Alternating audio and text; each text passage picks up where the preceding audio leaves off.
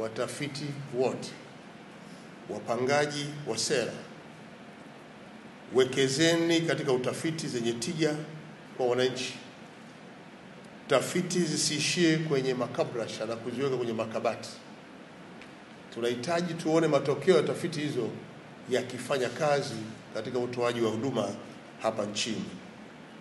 Tunataka tuone matokeo yake yanatumika kutengeneza sera na mipango ya utekelezaji ili kuleta mabadiliko halisi katika utoaji huduma kwenye sekta ya afya. 3, wadau wa sekta binafsi na washirika wa maendeleo ambao mko hapa na wale ambao watapata taarifa hizi kupitia mifumo yetu, ongezeni uwekezaji katika vifaa tiba, lakini pia teknolojia zipanuliwe kwa lengo la kuimarisha uwezo wa kukabiliana na magonjwa kwa wakati. Serikali itaendelea kuwapa ushirikiano wa kuendelea kutoa huduma za afya na kusimamia maboresho ya sekta ya afya kupitia maeneo yenu. Haya ni mambo ambayo tunatarajia kuyaona kwenye maeneo yetu.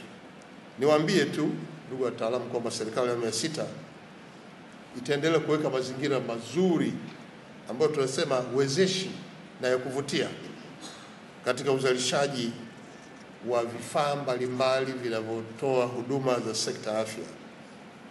Na kwenye uzalishaji huu vifaa vitiba ndani ya nchi, lakini uzalishaji wa dawa tumeendelea kuwekea msisitizo kwa kuwakaribisha wawekezaji kuja kuzalisha vifaa vingi vya afya hapa nchini.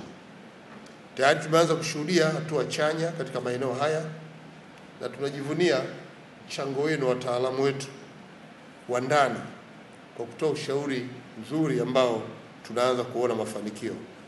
Kama nilivyosema, leo hospitali yetu ya taifa Muhimbili pamoja na Mloganzila tuna idadi kubwa ya majirani kuja kupata huduma hapa. Hiyo ni alama kwamba mnafanya vizuri.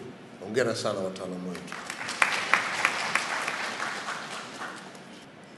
Serikali ya awamu ya 6 imeendelea kuboresha sekta ya afya kwa kuwekeza zaidi kwenye miundombinu, rasilimali watu, tiba za kibingwa na mifumo ya kukabiliana na mlipuko ya magonjwa. Tutaendelea kushirikiana na wadau wote kuhakikisha kwamba kila Mtanzania anapata huduma bora mpaka kule vijijini na vitongojini. Tunataka tuhakikishe usalama wa watu wetu bila kujali mahali walipo kwa kupata huduma bora za kiafya. Ndugu washiriki, najua mtatumia muda mwingi kujadili mambo ya msingi na kama ambavyo